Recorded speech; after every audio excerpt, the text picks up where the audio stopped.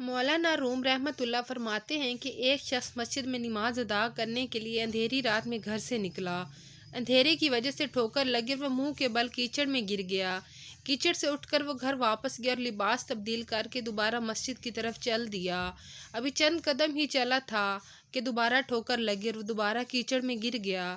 کیچڑ سے اٹھ کر وہ ایک بار پھر گھر واپس گیا اور لباس تبدیل کر کے مسجد جانے کے لیے دوبارہ گھر سے نکل آیا۔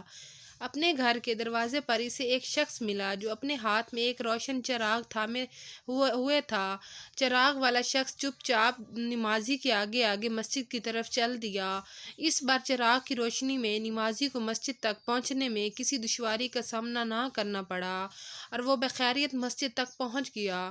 مسجد کے دروازے پر پہنچ کر چراغ والا شخص رک گیا، نمازی سے وہیں چھوڑ کر مسجد میں داخل ہوا اور نماز ادا کرنے لگا۔ نماز سے فارغ ہو کر وہ مسجد سے باہر آیا تو اس نے دیکھا چراغ والا شخص اس کا منتظر کھڑا ہے تاکہ اسے دوبارہ چراغ کی روشنی میں گھر تک چھوڑ آئے۔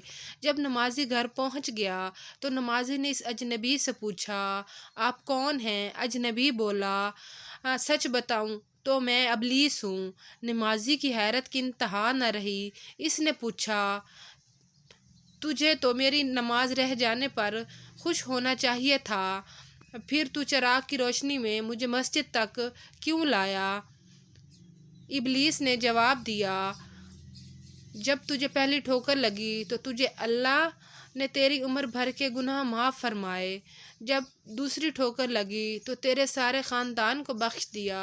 مجھے فکر ہوئی کہ اب اگر تو ٹھوکر کھا کر گرا تو کہیں اللہ تعالیٰ تیرے سارے گناہوں کی مغفرت نہ فرما دے، اس لیے چراغ لے کر آیا ہوں کہ تو بغیر گرے مسجد تک پہنچ جائے۔ تو فرینڈز، میرے چینل کو سبسکرائب کر دیں۔ Thank you.